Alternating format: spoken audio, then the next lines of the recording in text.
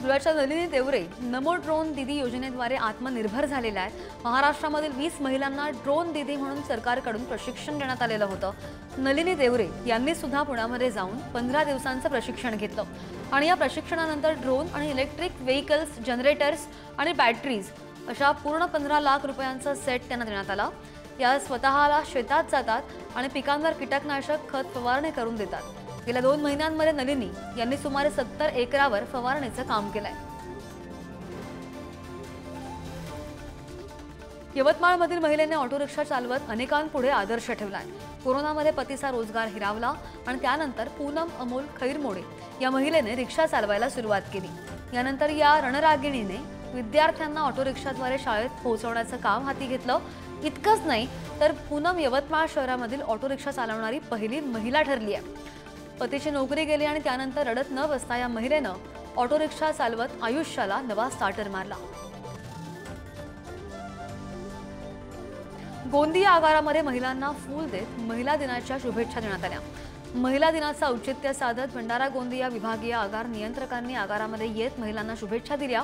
Gondia ST आगारामध्ये एकूण 40 महिला काम करतात आणि त्यापैकी 11 महिला पुरुषांच्या खांद्याला खांदा लावून एसटी बसच्या देखभाल दुरुस्तीची कामं सुद्धा करतात। यामध्ये एसटी बसचं पंचर बसवण्यापासून ते इंजिन रिपेअरिंग, इलेक्ट्रिकल वायरिंग ही सगळी कामं महिला करतात। फक्त देखभाल दुरुस्तीच नाही तर बस दुरुस्त झाल्यानंतर व्यवस्थित चालते की नाही याची चाचणी सुद्धा या स्वतः महिला करतात। सध्या देशभरातील रेल्वेमधून एकूण कर्मचाऱ्यांपैकी 8.2% महिला आहेत आणि यापैकी 13,333 महिला रेल्वेमध्ये कठीण आणि आव्हानात्मक कामं हाताळतात। महाराष्ट्रामधील पश्चिम आणि मध्य रेल्वे अंतर्गत 816 महिला आता कठीण कामं उत्तम प्रकारे पार पाडतायत करू लागल्या। अनेक महिला locomotive pilot, station manager, train superintendent, tracks आणि सिग्नल देखभाल यांसारख्या आव्हानात्मक कामं अगदी सहजपणे करताना दिसतात। विशेष म्हणजे महिला कर्मचाऱ्यांपैकी काहींची झेप वंदे भारतच्या लोको पायलट बनवण्यापर्यंत पोहोचली आहे। चूल, मूल आणि घर ही चौकट सोडून स्त्रिया यशस्वीरित्या या जबाबदाऱ्या पार पाडतायत। आजच्या महिला कुठेच मागे नाही आहेत आणि अवयव दानामध्ये सुद्धा पुरुषांपेक्षा तब्बल 3 पटीनं महिलांनी अवयव दान केलंय। त्यामध्ये मुंबईच्या महिलांची संख्या सगळ्यात जास्त आहे। एका आकडेवारीनुसार गेल्या 3 वर्षात मुंबईमध्ये 1073 महिलांनी किडनी दान केलेलं आहे। राज्यामध्ये सर्वाधिक महिलांनी अवयवदान मुंबईमध्ये केलंय तर ब्रेनडेड अवयवदानामध्ये पुणे दुसऱ्या क्रमांकावर आहे। पुण्यामध्ये 715 महिलांनी किडनी तर 215 महिलांनी यकृत दान केलेलं आहे।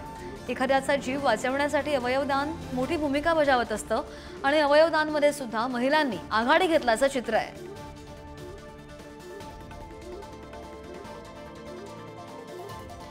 खोपोलीमध्ये जागतिक महिला दिनानिमित्त रॅली काढण्यात आली। महिला सामाजिक कार्यकर्त्या, खोपोली नगर परिषद, खोपोली पोलिसांनी एकत्र येत आयोजन केलं।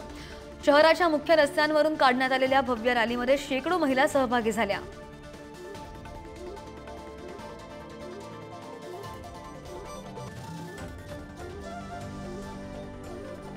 गोंदियामध्ये महिला दिनानिमित्त महिलांची सायकल रॅली काढण्यात आली आणि या रॅलीमध्ये तरुणींनी सुद्धा मोठ्या संख्येने सहभाग घेतला। सुदृढ राहण्यासाठी महिलांनी सायकल चालवावी असा संदेश यावेळी देण्यात आला। सायकलिंग ग्रुपच्या वतीने सांस्कृतिक कार्यक्रमांचं सुद्धा आयोजन करण्यात आलं। वाशिमच्या शेलू बाजार इथे जागतिक महिला दिनानिमित्त महिला मॅरेथॉन स्पर्धेचं आयोजन करण्यात आलेलं होतं। महिलांना सशक्तीकरणासह आरोग्याच्या दृष्टीने प्रोत्साहन देण्यासाठी हे आयोजन होतं आणि या उपक्रमामधून महिलांच्या आरोग्यासोबतच त्यांच्यामधील आत्मविश्वास वाढवण्याचा हा उद्देश होता। उल्हासनगरमध्ये जागतिक महिला दिनानिमित्त सावित्रीच्या लेकी या संकल्पनेमधून महिलांची भव्य बाईक रॅली सुद्धा काढण्यात आली। या बाईक रॅलीचं आयोजन काँग्रेसच्या माजी नगरसेविका अंजली साळवे यांनी केलेलं होतं आणि या भव्य रॅलीमध्ये 200 ते 300 महिलांनी सहभाग घेतला। वर्ध्यामध्ये महिला दिनानिमित्त नवतेजस्विनी प्रदर्शनाचं आयोजन करण्यात आलं। या प्रदर्शनामध्ये महिला बचत गटांनी उत्स्फूर्त सहभाग घेतला। प्रदर्शनामध्ये महिलांनी विविध स्टॉल सुद्धा लावलेत। तसंच सांस्कृतिक आणि प्रबोधनपर कार्यक्रमांचं सुद्धा यावेळी आयोजन करण्यात आलं। मनसे अध्यक्ष राज ठाकरेंनी जागतिक महिला दिनानिमित्त पोस्ट करत महिलांना शुभेच्छा दिल्या। समाजामध्ये परिवर्तन अपेक्षित असेल तर स्त्रियांचा राजकारणातील सहभाग वाढायलाच हवा असं सुद्धा त्यांनी म्हटलेलं आहे। महिलांना फक्त आरक्षण पुरेसं नाहीये, महिलांनी राजकारणामधील निर्णय स्वतंत्रपणे घेण्यासाठी व्यवस्था निर्माण करायला हवी असं मत त्यांनी त्यातून मांडलंय। अमरावतीच्या धामणगावमध्ये रेल्वे शहरावरील एका कला शिक्षकानं फलकावर चित्र रेखाटत जागतिक महिला दिनाच्या शुभेच्छा दिल्या। निर्भीड तू, कर्तव्यनिष्ठ तू, अवतार रणरागिणीचा, आदर्श तू, अभिमान तू, आम्हा जनसामान्यांचा, स्त्री शक्तीला सलाम असं लिहित फलकावर चित्र रेखाटलेलं आहे।